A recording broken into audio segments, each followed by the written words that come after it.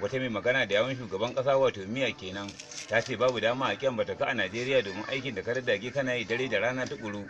Aje aikin ka na mako guda an ce hadari ne ga rayuwar mata, rahotanni sun ce amma da kananan yara. An yi wata gagarumin guguwa a layin yan kuka da yan lalle sai dai da suke da kowa sai ya ware nasa.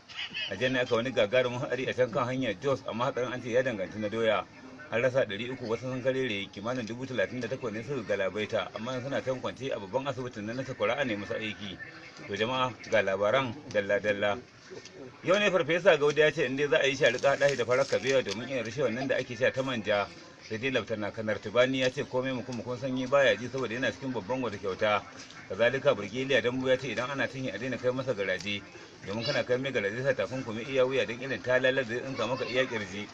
An kama wasu murai guda 66 amma an kulle su a cikin kurkukun nan na Ayaba. Hayo dai abarba bata gane ba da ta je belin su, amma a je ne jaki ya shiga cikin yan tulunan har yayi rantsuwa da ba zai din harbi da kafa da baya ba, domin yin rashawar da yake sha ta rugurguza bakin tulu. Amma rahotanni sun ce aka yi 3,393 a bana. Sai dai shi Kantoma kuli na jihar Gida ce tunda an sayi Kantoma a hanzar bashi mataimaki domin tafiyar da mulki daidai nan cikin gida Najeriya. Amma a cikin mataimakan ne aka tsaya takara mutum 3. Kwamishina Yaɗiya ta tsaya, Laftana Kanar Rama ta tsaya, sai dai tsohon jami'in tsaro Zogalahi ne ya lahe zaben. Farfesa Ranwake ya ce gaskiya ana mugun kuntata masa domin kan wannan da ake samu tana zage mai jiki.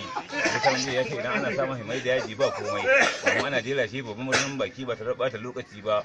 An yi kira ƙananan hukumomi don a tare cikin zaure a rika cin gauda domin kada tattalin arzikin nan da ake na tasa.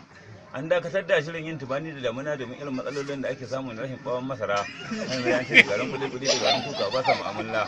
To labarin idan ya lika ta kasashen ƙetare, saboda inda jakadun Najeriya da na Amerika an ce sun kammala mitin tsaf da nufin hamɓarar da gwamnatin wata mai kunu da aka ce tana mutane kunu babu gaya.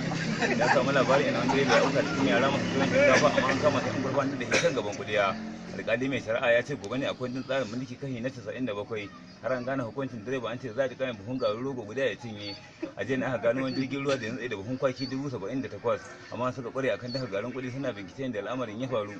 Rahotanni sun ce akwai haɗin baki da direban jirgin ruwan da wata ƙasa take fama da katafare ya yunwa, amma gobe ne safe ake sa ran za a yankewa masa ko likitin ko sai hukuncin rataya saboda farin cikin da yake ana tuka shi a cikin man gyaɗa.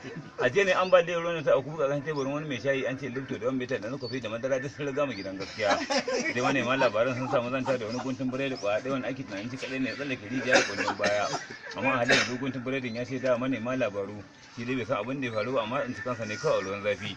A gefe guda mun samu zanta da shugaban ƙasa mai ci yanzu ya ce ɗan Najeriya sa haƙuri maza da mata. Yana nan ya ƙudura a aikinsa na farko ya ce bayan ya rage farashin mai ya ce zai